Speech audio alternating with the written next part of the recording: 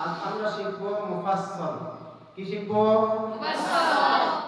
মুফাসসাল বলা হয় সূরা হুজুরাত থেকে সূরা নাস পর্যন্ত কোরআনুল কারীমের এই সূরাগুলোকে মুফাসসাল বলে। এবং এই মুফাসসালকে তিন ভাগে ভাগ করা হয়েছে।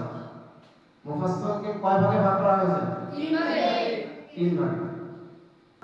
এক নাম্বার, সূরা হুজুরাত থেকে সূরা বুরুজ পর্যন্ত তিওয়ারে মুফাসসাল।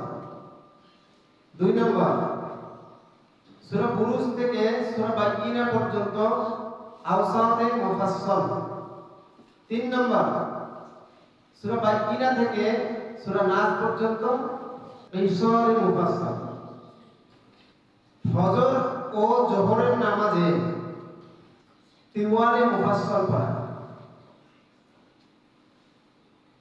আসর এবং ইশার নামাজে আওসাতে মুফাসসাল পড়া, মাগরিবের নামাজে ঈশারে মুফাসসাল পড়া সুন্নাত। এই সব অবস্থায় ইমাম ও মুনফারিদের একই হুকুম। সুতরাং ইমাম এবং মুনফারিদ সকলেই এই সুন্নত অনুযায়ী নামাজ পড়াটাই উত্তম।